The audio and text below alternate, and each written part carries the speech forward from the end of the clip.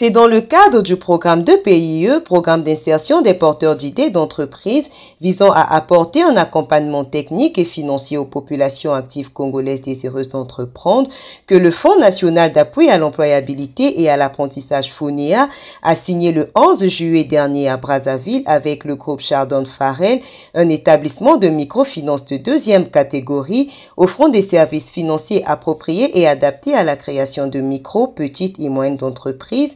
Une convention de partenariat portant sur les modalités d'octroi de garanties financières en vue d'accompagner le dit programme. Et nous avons décidé, nous, groupe Chardon Farrell, de nous positionner auprès des acteurs et des actrices de l'économie de transition, c'est-à-dire ces hommes et ces femmes, jeunes et moins jeunes, qui se positionnent volontairement pour créer et développer leur entreprise. C'est ce que nous faisons depuis une année et demie maintenant, en finançant, en gérant les comptes, en gérant l'épargne de tous ses clients. Le FONEA, comme je viens de le dire, a décidé lui aussi de détecter ces talents, de les former, de les accompagner. Il était donc normal que nous nous rapprochions.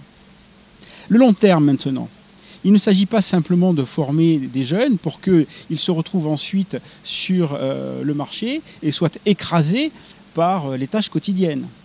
Il ne s'agit pas de prêter à ces personnes de l'argent pour faire que quelques mois après, ils ne puissent plus rembourser et ainsi gâchent leur vie. Il s'agit bien pour le FONEA de leur donner une formation et un accompagnement à long terme pour que ce soient des professionnels aguerris. Et nous-mêmes, établissement de crédit, le groupe Chardon Farrell, d'accompagner nos clients pour que leur modèle économique soit rentable, pour qu'ils soient maîtrisés et puissent ainsi subvenir à leurs charges et au remboursement.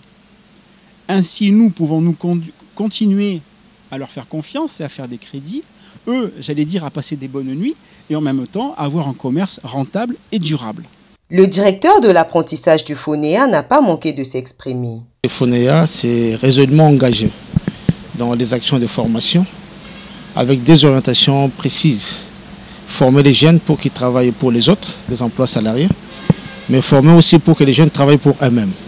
Et aujourd'hui, nous nous retrouvons dans la deuxième dimension, le deuxième aspect, où les jeunes ont bénéficié d'un encadrement déjà, comment ils pouvaient passer d'idées de projet au projet. Ils ont bénéficié de la formation pour élaborer leur plan d'affaires, business plan. Mais les points focaux les plus importants, c'est l'appui financier. Aujourd'hui, vous comprenez que nous embrassons la dimension formation. Et nous avions un deuxième acteur qui est les jeunes, qui doit travailler pour lui-même. Et troisième pilier, ce sont des institutions financières. Il va de soi qu'on trouve des partenaires qui doivent appuyer, n'est-ce pas, les jeunes dans l'obtention de moyens financiers pour qu'ils se lancent effectivement dans leur business. Le FONEA promouvoit ainsi l'entrepreneuriat congolais en facilitant l'accès au crédit en vue de favoriser la migration des acteurs économiques de l'informel vers le formel.